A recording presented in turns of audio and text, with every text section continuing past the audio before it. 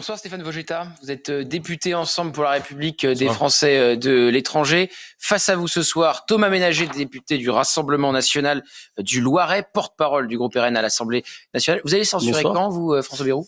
Pas tout de suite. On va attendre de voir le crash test du budget. Et bien on en parle dans un instant, après le flash dans sa globalité de Maureen Vidal. Je ne la couperai pas, promis. Les socialistes restent sur leur faim après le discours de politique générale de François Bayrou. Le compte n'y est pas concernant leur demande d'abrogation de la réforme des retraites. Le Premier ministre a promis que tout était négociable. Écologistes et Insoumis de leur côté affirment déposer une motion de censure dès jeudi, replaçant ainsi le RN comme arbitre. La présidente de l'Assemblée nationale demande à examiner le texte sur la fin de vie dès le 3 février, un retard considérable pour Yaël Braun-Pivet. Le texte devait déjà être voté le 18 juin dernier. Lors de ses vœux aux parlementaires, elle a souligné que les Français attendent depuis trop longtemps. Et la princesse Kate en rémission de son cancer, une bonne nouvelle qui soulage la famille royale. Âgée de 43 ans, Kate a visité l'hôpital royal Marsden à Londres où elle a été soignée afin d'en remercier le personnel et d'apporter son soutien aux patients. Elle a terminé son traitement de chimiothérapie en septembre. Merci beaucoup Maureen et on vous retrouve dans une demi-heure pour un nouveau point complet sur l'actualité. Alors évidemment, messieurs les députés, on va parler en longueur de ce qui s'est passé aujourd'hui lors du discours de politique générale de François Bayrou. Mais avant, je vais vous parler d'une séquence à l'Assemblée nationale. Peu de gens l'ont souligné.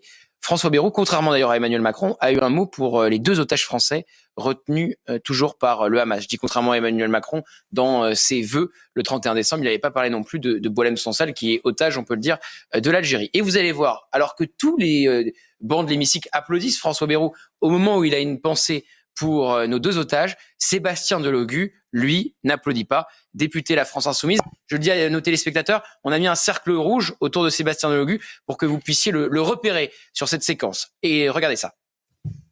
C'est à ce moment l'occasion d'évoquer le sort de nos otages retenus par le Hamas, ainsi que celui de tous nos otages dont nous exigeons la libération.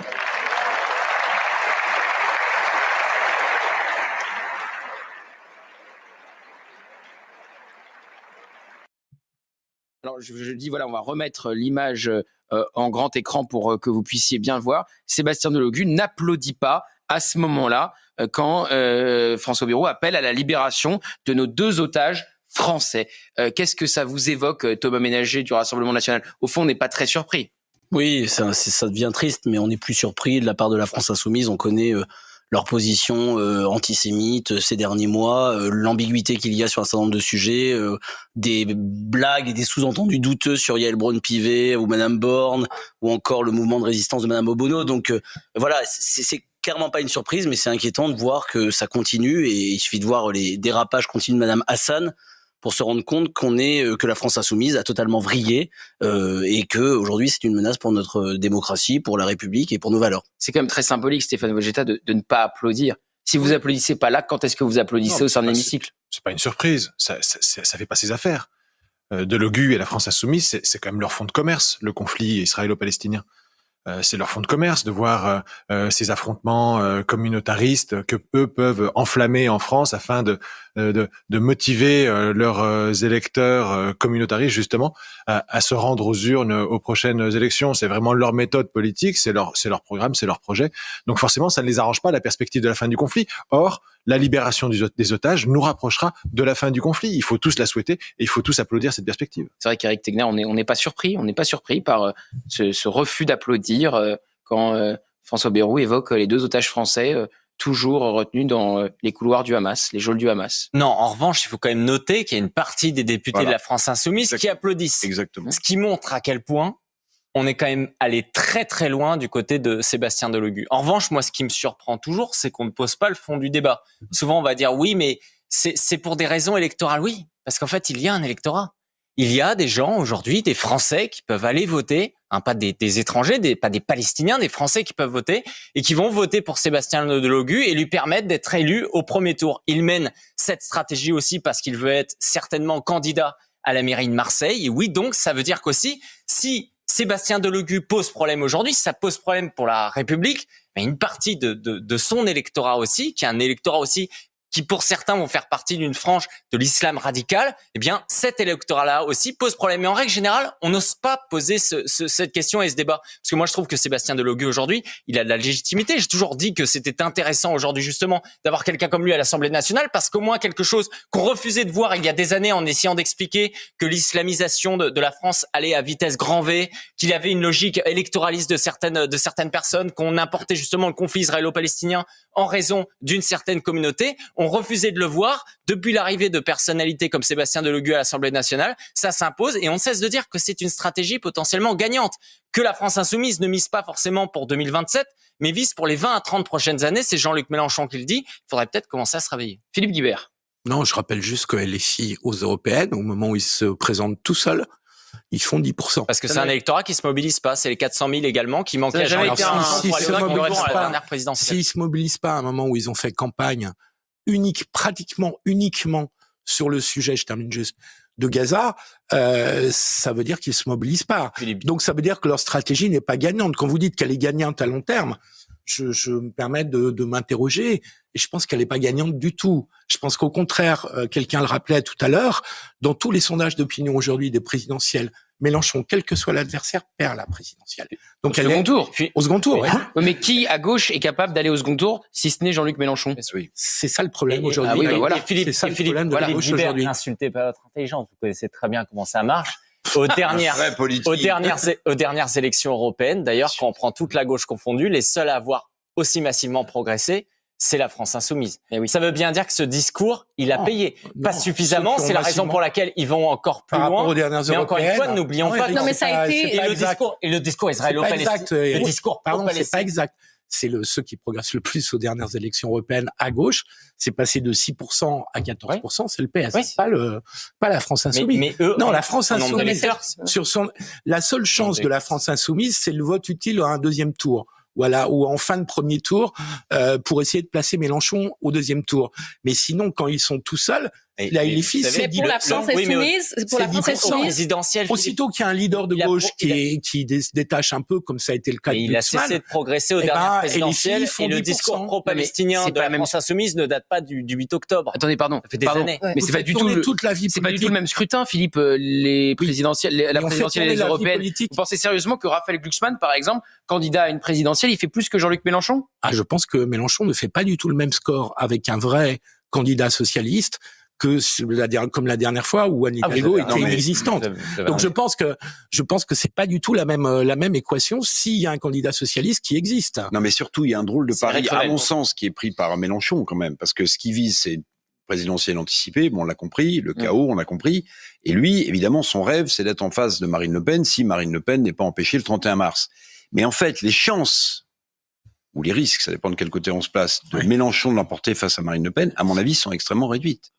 Extrêmement réduites. Or, lui, il pense, parce qu'il a aussi un ego démesuré, et parce qu'il essaie toujours de regarder dans l'histoire et dans le passé, il pense que, de nouveau, le barrage dit républicain fonctionnera, mais je pense qu'il y a une telle haine, il a attisé tellement de fractions dans ce pays, que c'est pas du tout sûr qu'il l'emporte face à Marine Le Pen. Alors, Olivier Faure a pris la parole ce soir sur la fameuse motion de censure. Il dit, à l'heure qu'il est, on censure le gouvernement. Il ouvre la porte à une concession plus importante de François Bayrou sur les retraites. Et puis évidemment, rien ne va plus entre le PS et la France insoumise. On aura l'occasion d'y revenir. Écoutez d'abord le premier secrétaire du Parti socialiste. Le compte n'y est pas. Sur la question essentielle, celle des retraites, le Premier ministre a entrouvert la porte. Et c'est vrai que c'est un acquis. Pour la première fois, on a un Premier ministre qui dit on peut y compris mettre en débat la question de l'âge légal, soit 64 ans. Ça, c'est l'acquis. Moi, ce que je dis, c'est qu'on ne peut pas dire s'il n'y a pas accord, il y aura retour à la réforme Borne. La raison pour laquelle nous nous battons depuis le début, c'est pour faire justement changer la loi. Et donc, moi, ce que je demande au Premier ministre, c'est qu'il soit clair et qu'il dise qu'il y ait accord ou pas accord, le Parlement sera saisi de la question des retraites sur la base des propositions qui auront été faites par les uns et par les autres. J'attends la réponse du Premier ministre. Donc, vous lui donnez 2 jours pour vous répondre. Mais j'attends effectivement qu'il nous dise ce qu'il entend faire. À ce stade, je vous dis que nous censurerons, sauf si nous avons une réponse claire. Stéphane Vojetta, est-ce que ça serait responsable de revenir sur la réforme des retraites comme le souhaite Olivier Faure? Et donc, il espère une telle concession de François Bayrou, pas seulement le fameux conclave, mais que si le conclave n'aboutit pas, il n'y ait pas le retour de la réforme Borne. Non, moi je pense que la réponse de François Bayrou, pour le coup...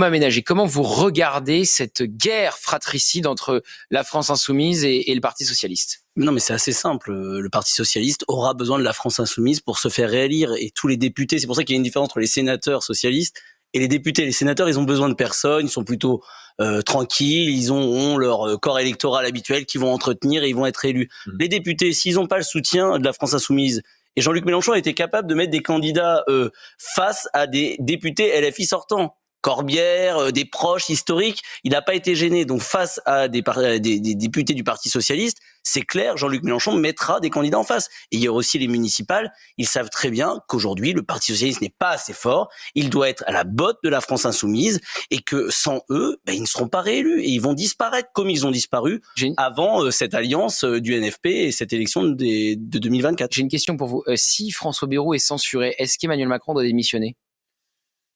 Alors, nous, on a toujours été clair, on n'appelle pas à sa démission. Mais après, il y a une majorité de Français. Il y a des sondages. Elle a dit qu'elle se préparait à une présidentielle anticipée. On s'y prépare parce qu'à un moment, la situation va tellement être bloquée que si il y a des censures successives, le président de la République devra se poser lui-même la question. Aujourd'hui, il semblerait qu'il n'y soit pas prêt. Du moins, c'est ce qu'il dit lors de ses vœux.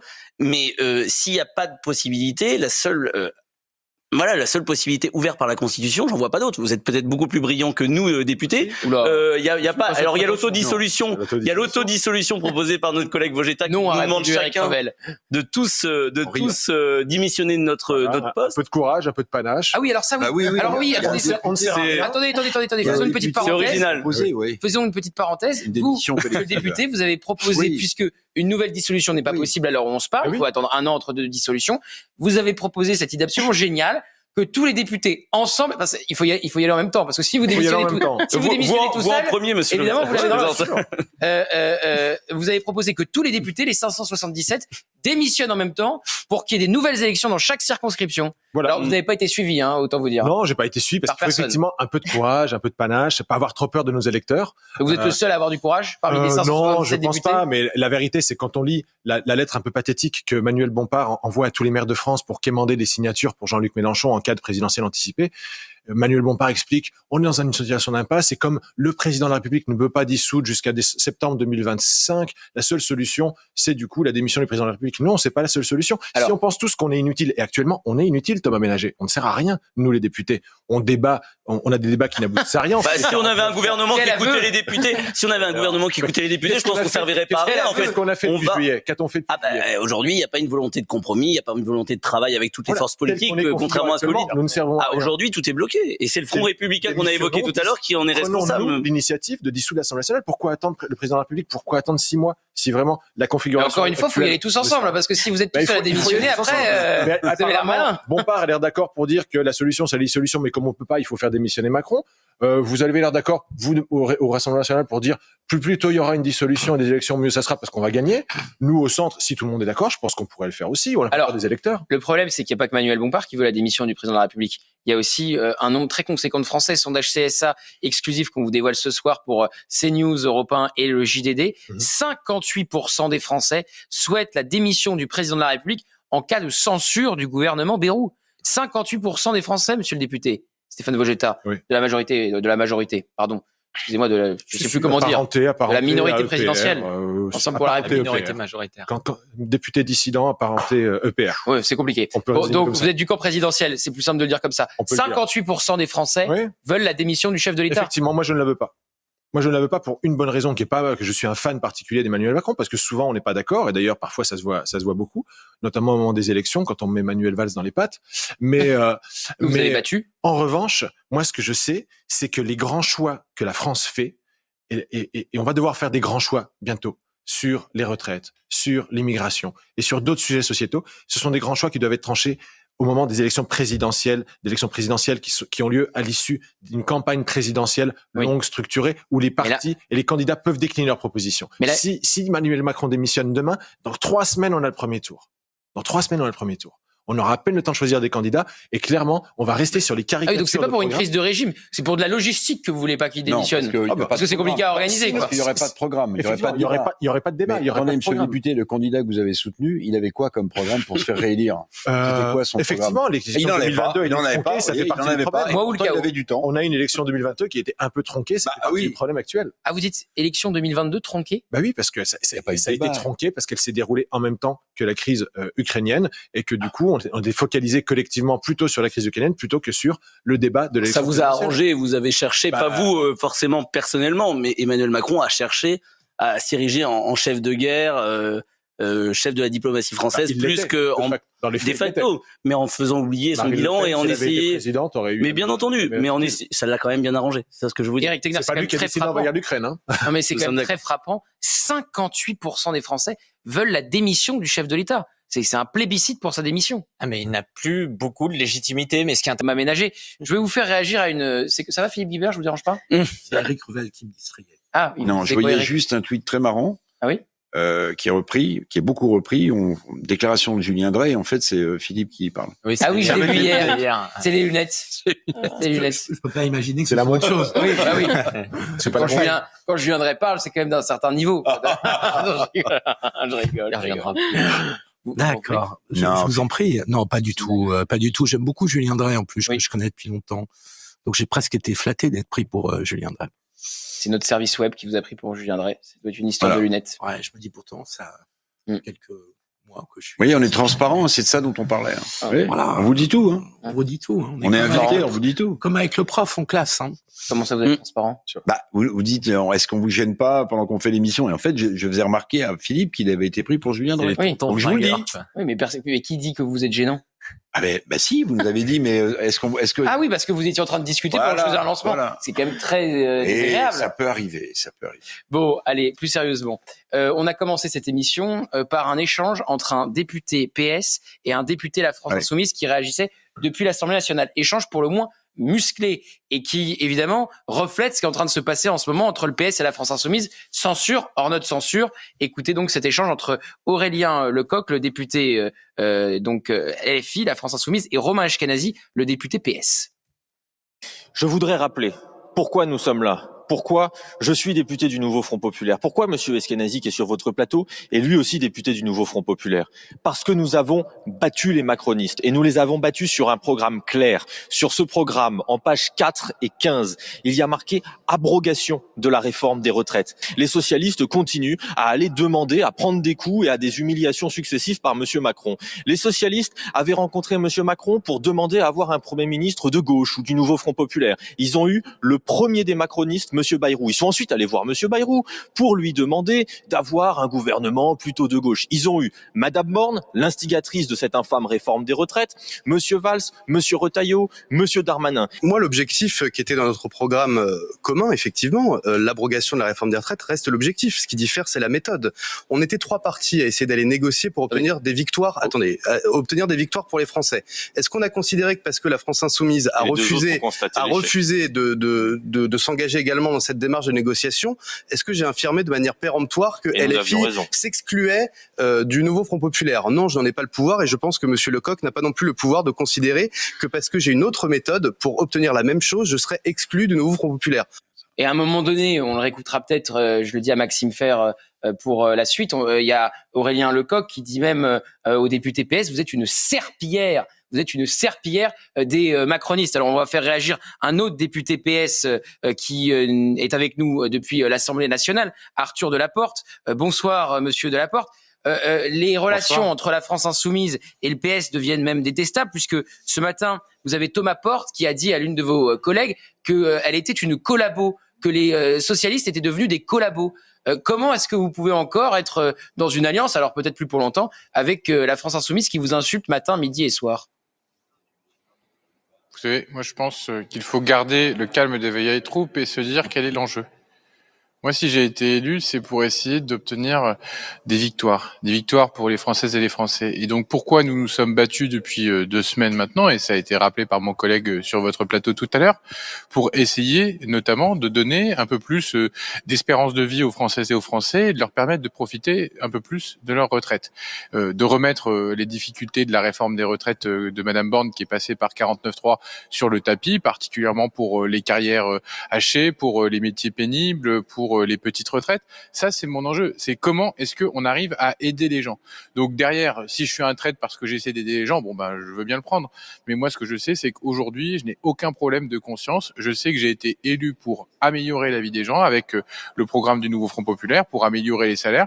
Et si nous n'avons pas du côté du gouvernement d'avancées positives d'ici jeudi, eh bien, nous le assurerons. Mais permettez-nous d'aller jusqu'au bout de la tentative de négociation que nous avons entamée.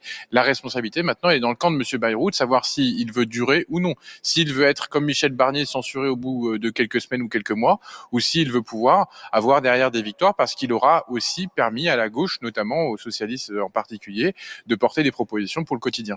Qu'est-ce que vous répondez, monsieur le député, aux menaces de Jean-Luc Mélenchon? Il a été très clair face à la presse ce soir. Il dit celui qui ne censure pas le gouvernement et qui est de gauche ne fait plus partie du NFP et aura un candidat LFI face à lui. Et il dit même que le Parti socialiste a mis le NFP à terre. Vous avez mis le NFP à terre. Oui, mais vous voyez bien que ici encore, on est dans des jeux de plans.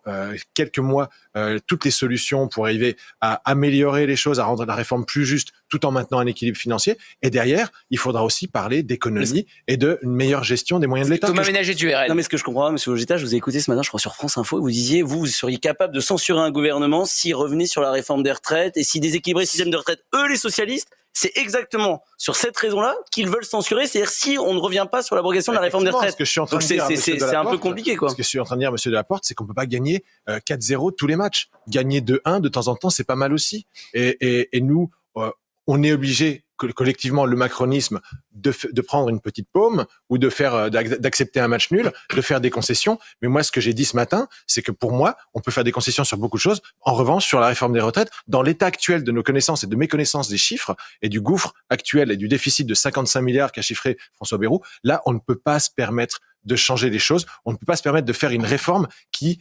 déséquilibrerait encore plus ou qui aurait un impact négatif sur l'équilibre financier du système de retraite. Monsieur le député, vous rendez pas, à mon avis, service à vos camarades socialistes, parce que là, vous rentrez exactement dans le jeu de LFI qui dit, en fait, faut laisser tomber les socialistes parce qu'ils sont alliés des macronistes, vous voyez. Et là, vous nous expliquez qu'on peut pas gagner tous les matchs 4-0, on peut les gagner 2-1, et vous dites, non mais, c'est quand même, est-ce que vous imaginez quand même les Français qui ont quand même une défiance vis-à-vis de la classe politique et qui est quand même certaine, où on s'aperçoit, alors je parlerai pas de tripatouillage, c'est de la politique aussi, mais là vous êtes en train de nous dire que finalement, je rappelle quand même que les socialistes avaient signé un contrat avec le NFP qui était l'abrogation de la réforme des retraites, l'abrogation d'ailleurs comme le RN. Et là, en fait, vous êtes en train de nous dire, on peut s'arranger, vous aurez un petit peu de victoire, nous on aura un petit peu de victoire.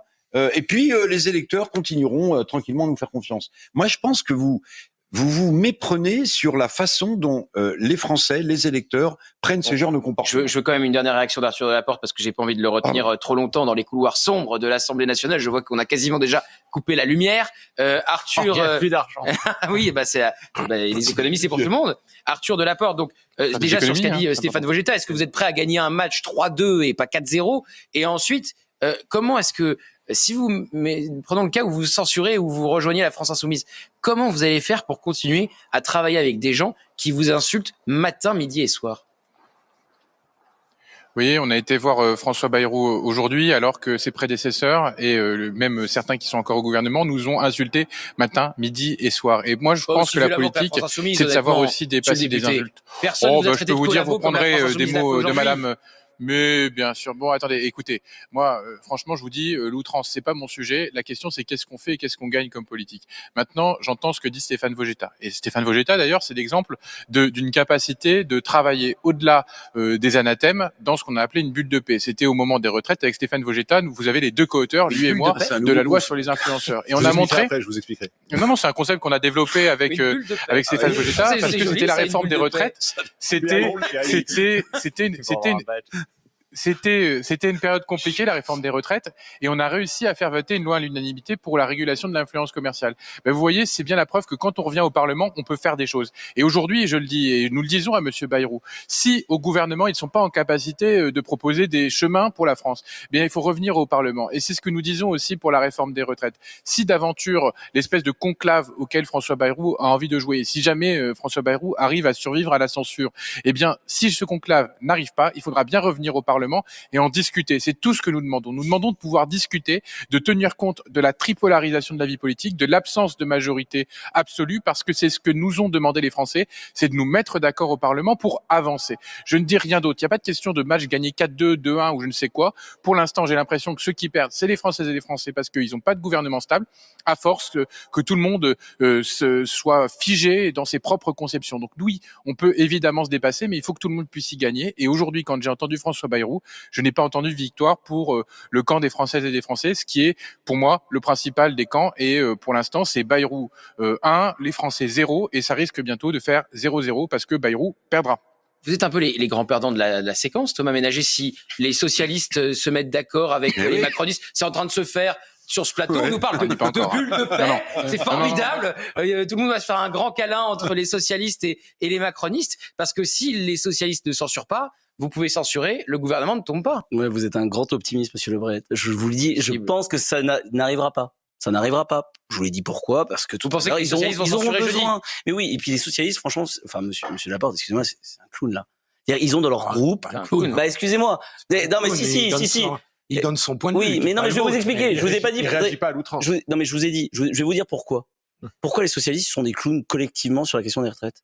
C'est qu'ils ont été capables de signer avec le NFP, ça a été très bien dit, un accord pour revenir sur cette abrogation, et alors même que la réforme des retraites de Madame Borne n'est qu'une accélération de la réforme Touraine, portée par Monsieur Hollande, et avec un certain nombre, dont Monsieur Rousseau, qui est aujourd'hui un député PS, qui était avec Madame Borne quand ils ont mis en place cette réforme. Donc, à un moment, il faut qu'il y ait une cohérence. Si vous pouvez pas vouloir les 60 ans pour tous avec 43 annuités, ça marche pas. Excusez-moi, ça n'existe pas. Vous êtes prêt à Monsieur le député, il devait vous répondre, donc il pourra pas le faire parce qu'il a dû partir en urgence. Non, mais je l'ai dit collectivement, c'est pas lui personnellement. Arthur Delaporte, voilà, c'est pas collectif. C'est collectif, c'est pas personnel. Vous n'êtes pas devenu un député LFI. Non, bien entendu. N'insultez pas vos opposants politiques. Non. Mais non, il met une cravate, regardez.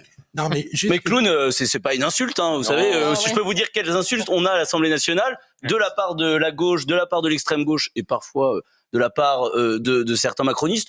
Vous savez, d'être traité de facho, de collabo, de raciste, comme c'est quotidiennement, bien sûr. c'est d'une autre nature que clown, qui est quelque chose de très respectueux. Oui, le cirque, quelque chose, une profession très respectable. Mais alors, justement, puisqu'on parle de clown, vous étiez prêt à voter la proposition de loi de la niche parlementaire LFI pour abroger cette réforme des retraites. Oui. C'était il y a 3 semaines. Et ça s'est pas fait que parce que les autres groupes ont organisé un peu d'obstruction parlementaire. Sinon, vous votiez avec LFI et l'ensemble de la gauche l'abrogation de la réforme de retraite. Quelle est votre position aujourd'hui sur la réforme des retraites? Vous êtes toujours pour l'abrogation totale? On est pour une abrogation. Quelle est votre proposition? Elle est simple. Elle est pour une abrogation et une nouvelle réforme. Et quelle nouvelle réforme? Celle que nous proposons. Mais aujourd'hui, dans un premier temps, il n'y a pas de majorité et nous n'avons pas gagné les élections législatives, vous le savez, donc on ne peut pas appliquer notre programme. Donc aujourd'hui, on prend le plus petit dénominateur commun. Le plus petit dénominateur commun, c'est de revenir à la situation antérieure de cette réforme qui n'a pas été votée, sur lequel il y a une majorité à l'Assemblée nationale, tant du Rassemblement national et de la gauche, une majorité de Français ont voté pour des candidats, ça c'est factuel, qui sont pour l'abrogation. Après, on n'est pas tous d'accord sur quel est le chemin à tenir. Le NFP propose 60 ans pour tous, nous considérons que c'est irréaliste. On considère que ça doit être 62 ans au minima pour ceux qui ont commencé après 20 ans, pour trouver un équilibre à la fois financier et un équilibre de justice sociale. D'ailleurs, je parler d'Aurélien Lecoq qui avait taxé le député PS de serpillière. Il est vraiment tombé bien bas. Écoutez cette séquence, c'était tout à l'heure sur notre antenne.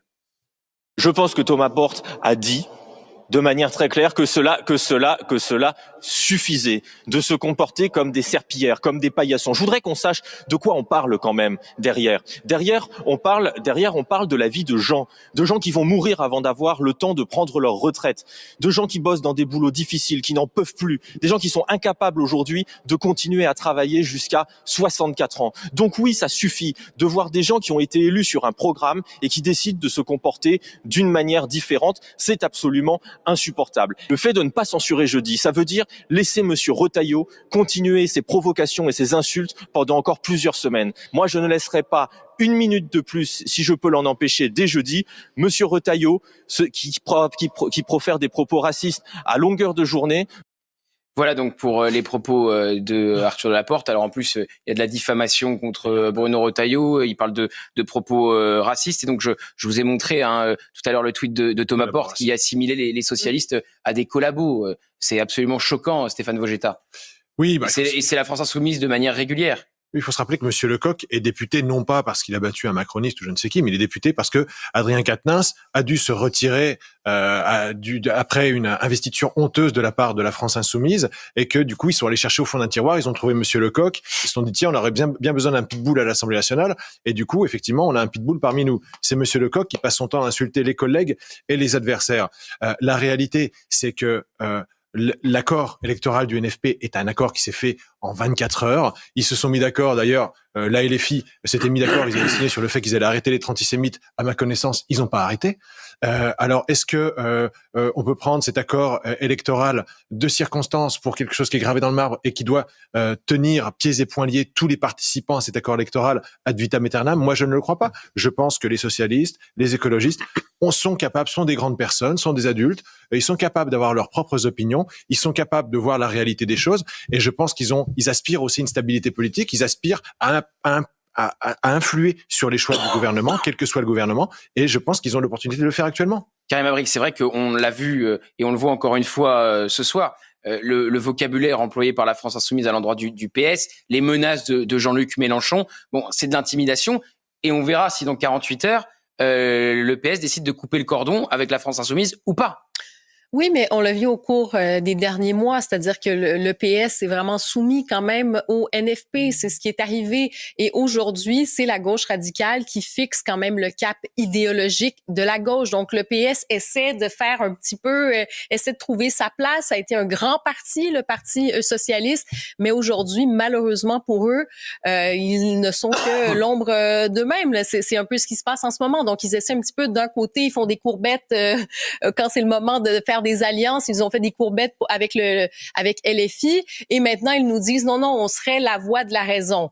Peut-être, sauf que je pense que pour les électeurs français, on voit plutôt un parti qui s'est affaibli, qui continue de s'affaiblir parce que quand vous vous soumettez aussi à ce type d'insultes, quand vous n'attirez pas le respect justement de vos acolytes politiques, comment voulez-vous avoir le respect aussi des électeurs? Donc c'est le piège finalement auquel est tombé, je dirais, le Parti socialiste. Alors l'obsession présidentielle de la France insoumise, parce qu'ils ne pensent qu'à ça, qu'à organiser une présidentielle anticipée. Donc Jean-Luc Mélenchon, ça a été repéré par notre rédacteur en chef Maxime Fer. Hier, il était à l'Institut La Boétie, vous savez qu'il préside, et voilà ce qu'il a dit. Nous assumons de construire les partisans du futur autour de la nouvelle France. Certains veulent le retour à une tradition qui n'existe pas, à un monde fantasmé. Elle s'inscrit dans le processus de refondation du peuple, par la révolution citoyenne. Qu'est-ce que c'est, selon vous, Thomas Ménager, la nouvelle France souhaitée par Jean-Luc Mélenchon? Ça interroge par rapport à ce qu'on a vu au tout début de cette émission, cette volonté de communautarisme, de monter les Français les uns contre les autres. Enfin, on voit bien qu'il y a déjà un mépris de ce qu'est la France ancestrale, de son histoire, de sa culture, de ce qui fait que nous sommes fiers d'être Français et que nous sommes patriotes. Et j'espère que nous sommes tous autour de cette table aujourd'hui. Et Monsieur Mélenchon a un mépris de notre pays, de notre histoire et des Français derrière, de ceux qui se disent Français et patriotes. Voilà ce que j'analyse. Après, on lit entre les lignes, mais tous les faits aujourd'hui, le comportement des députés LFI et la ligne politique de LFI semblent attester de cette vision et de ces mépris de ce qu'est la France. Stéphane Vogetta, la nouvelle France. La nouvelle France, c'est une nouvelle absurdité, un nouveau concept vaseux inventé par Monsieur Mélenchon qui, à 73 ans, commence à arriver à bout de concept. 73 ans, on comprend que Monsieur Mélenchon ait envie d'une présidentielle anticipée parce qu'en 2027, il aura 76 ans. C'est l'âge de nos deux premiers ministres anciens. Voilà, c'est l'âge donc attention. C'est l'âge de Monsieur Bernier, donc attention. C'est vraiment maintenant ou jamais. Pour lui, on a bien compris, 76, c'était l'âge de Monsieur Biden quand il a gagné son élection présidentielle. On a vu comment ça a fini. C'est pas un précédent glorieux. Donc, effectivement, Monsieur Mélenchon trouve tout le temps des bonnes excuses pour jeter le trouble, appeler à la violence, à l'insurrection, à la révolution citoyenne. C'est toujours la même chose. François Bayrou, aujourd'hui, il a très bien fait. D'ailleurs, il a d'ailleurs beaucoup énervé Mathilde Panot en parlant de la volonté perpétuelle de conflictualisation de la vie politique. Ah ben, on va l'écouter. De la France insoumise. Voilà. Et effectivement, cette stratégie de tout conflictualiser, de mettre du chaos partout. François Bayrou, aujourd'hui, à l'Assemblée nationale. Je connais bien Jean-Luc Mélenchon depuis longtemps, mais je sais qu'il est un homme cultivé, un esprit stratège. Mais je n'approuve pas la stratégie qu'il a définie très précisément et très explicitement, qui est de tout conflictualiser, entre guillemets, de faire de tout sujet un conflit. Parce que je me dis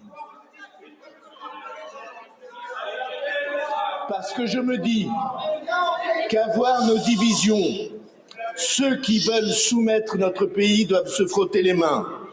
Je me dis que depuis longtemps, depuis des siècles, l'idée de tolérance et de laïcité, que à une source Henri IV a défini et qu'à l'autre source les grands républicains du 19e ont défini. Stéphane Vojetta, donc c'est vrai, la France insoumise qui participe à un climat proche de l'insurrection, enfin qui le souhaite du moins, qui souhaite instaurer ce climat. Oui.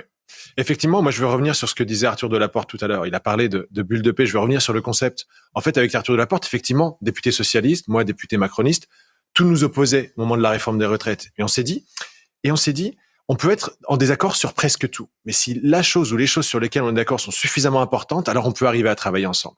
Okay, et c'est là qu'on s'est dit, on va travailler sur les influenceurs dans une bulle de paix. Dans cette bulle de paix, à partir du moment où on travaille sur ce qui compte, on ne parle plus des choses qui nous séparent. Moi, je pense qu'on peut arriver, dans l'état actuel des choses, de notre vie politique, à se dire, il y a des sujets sur lesquels on sera jamais d'accord et qui devront être tranchés en 2027 lors d'une élection présidentielle. Par contre, il y a d'autres sujets sur lesquels on peut faire des compromis, on peut faire des pas les uns vers les autres et on peut arriver à travailler sur la sécurité, sur l'éducation, sur la fiscalité, sur peut-être une restructuration du périmètre de l'État. Et là-dessus, on peut y arriver sur le travail, la dignité du travail, la valeur travail dans la société française. Là-dessus, on peut avancer. Et je pense qu'il est important de parler plutôt de pacifier la vie politique, de pacifier notre travail, notre mode de fonctionnement à l'Assemblée nationale, plutôt que d'aller constamment, comme veulent le faire les insoumis, vers le conflit, vers la lutte, vers la révolution citoyenne. Alors, qu'est-ce que pense François Bayrou de l'immigration ? Que pense-t-il ? Quelle est sa vision pour l'immigration ? On parle sans cesse de ce duo Retailleau-Darmanin pour plus de sévérité, plus de réponses pénales, plus de sécurité. Écoutez François Bayrou sur le thème de l'immigration. Cette immigration qui se développe aujourd'hui sous toutes les latitudes de la planète est d'abord une question de proportion. L'installation d'une famille étrangère dans un village pyrénéen ou cévenol, c'est un mouvement de générosité qui est suscité et qui se déploie. Des enfants fêtés et entourés à l'école, des parents qui reçoivent tous les signes de l'entraide. Mais que 30 familles s'installent et le village se sent menacé et des vagues de rejet se déploient. La situation est exactement celle que nous connaissons à Mayotte. Nous savons bien que dans notre humanité, c'est la misère qui pousse à fuir son pays. Mais la volonté de protéger et d'appliquer nos lois doit être sans faille et respectueuse de ceux que les vagues de la vie ont conduits jusqu'à nous. Respecter ces personnes, c'est les intégrer dans un ordre où tous peuvent se reconnaître. Éric Tegner, est-ce que vous êtes confiant sur la volonté du gouvernement Bayrou de réduire l'immigration ou du moins de la contrôler ? Non, c'était un filet d'eau tiède qu'il a tenu. Le seul point où je suis en accord avec lui, c'est sur la question de proportion. En fait, aujourd'hui, on a l'impression que sur l'immigration, il suffit simplement de dire il faut contrôler l'immigration et ça veut dire qu'en fait, vous voulez la limiter. La vérité, c'est que François Bayrou et son gouvernement, depuis le début et auparavant Gérald Darmanin, leur seul objectif, c'est d'éviter, pardonnez-moi l'expression, la chienlit. Ils veulent faire en sorte que les arrivées d'immigrés aujourd'hui sur le territoire se fassent sereinement. C'est la raison pour laquelle ils ont poussé pour le pacte asile-immigration, parce que le problème, c'était Lampedusa où il y en a 8000 qui débarquent d'un coup. Et donc, leur solution, c'est de faire en sorte que le flux, il soit mieux géré et que ça soit réparti sur l'ensemble du territoire. Il est en train d'expliquer quoi lorsqu'il tient ces propos ? Il dit que le problème, en fait, des années 80, c'était pas l'immigration de masse, c'était la ghettoisation, c'est-à-dire de les avoir mis uniquement dans le 93. En soi, il a pas complètement tort là-dessus. Le problème, c'est qu'il en conclut quoi? Il en conclut qu'en fait, on peut avoir autant de gens, voire plus, tant qu'on les répartit sur l'ensemble du territoire. Sauf que ça ne prend pas en compte un phénomène. Ça ne prend pas en compte tout simplement que sur le long terme, bien entendu, qu'on peut opérer progressivement un changement de population. On le voit sur les chiffres de la natalité aujourd'hui, où 33% des naissances cette année, ça provient ils ont une mère ou un père étranger. Et ça, c'est évident que c'est un sujet important. Et ils refusent. Et c'est la raison pour laquelle Jean-Luc Mélenchon tient aujourd'hui le discours de la Nouvelle-France. Moi, qui pour le coup me choque, parce que ça veut dire qu'il est dans une stratégie long terme, il le dit souvent, d'ici 2050, qui consiste à dire, il y a les nouveaux et les anciens, on les bazarde. Il est justement en train de les opposer. Et ça, François Bayrou, en fait, il refuse de voir cet élément-là. Juste Eric, moi j'ai pas du tout compris le passage de François Bayrou comme ça. À partir du moment où il dit que c'est une question de proportion, il prend l'exemple d'un village qui lui sert d'image pour le pays, et donc il veut réduire l'immigration. Mais donc de répartition. Le nombre d'émigrés. Oui, mais sauf que le problème. Pardon Eric, c'est pas une question de répartition, c'est pas du tout ce que dit François Bayrou. Il dit si on a un nombre d'émigrés qu'on peut intégrer, ça peut fonctionner. Si on a trop d'immigration, on aura beaucoup plus de mal à intégrer. Mais on dirait que c'est un constat qu'on peut faire, qu'on peut faire depuis plusieurs années, en fait. Donc implicitement, il induit qu'il faut réduire le nombre d'immigrés. Pourquoi, Philippe? Parce qu'il y a un problème aujourd'hui. C'est qu'en fait, il y a une vingtaine d'années, beaucoup de gens disaient, il y a trop aujourd'hui d'immigration. Donc il y avait des étrangers. Ces étrangers ensuite sont devenus français.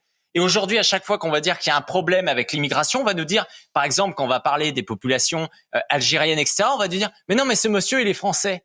C'est-à-dire qu'en fait, on est en train de faire venir du monde, ils sont étrangers. Ensuite, ils deviennent français parce que la naturalisation, toutes les règles du droit du sol, etc., facilite ces éléments-là. Et 30 ans après, on nous dit, c'est trop tard. Si, parce que dans le fond, il est en train uniquement d'expliquer, en fait, il faut faire attention de pas tous les flécher vers les villages. C'est la raison pour laquelle il y a une circulaire en 2020. En 2021, il y a une circulaire qui a expliqué justement qu'il fallait les répartir. Vous prenez son image pour un truc au premier degré. Donc, il fait une image par rapport à un village. Il parle de Mayotte. Il parle de 300 000 habitants et de 80 000 clandestins. Tous les députés sur place disent que c'est 200 000 clandestins. Il ne sait même pas avoir le constat sur les chiffres. Éric, il se sert de l'ambiguïté de Mayotte pour parler du pays.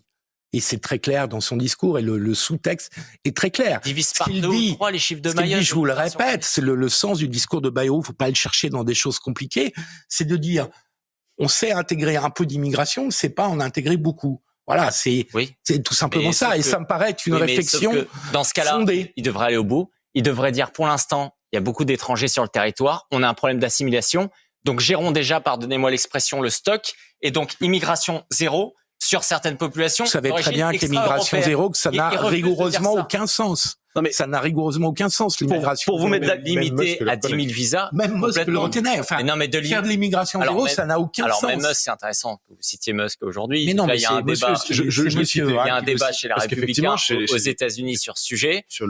Aujourd'hui, quand je parle d'immigration zéro, je suis simplement en train de dire qu'au lieu de passer à 400 000 immigrés, vous pouvez tout à fait descendre à 30 ou 40 000. Aujourd'hui, aux États-Unis, au passage, Trump a fait campagne contre l'immigration illégale, pas contre l'immigration tout court. Légale, je vais vous dire, je vais citer Musk. C'est l'immigration illégale. Musk, il a fini par un mot de nos deux députés, et puis on fait le flash de Maureen Vidal, et je vous remercie tous les deux.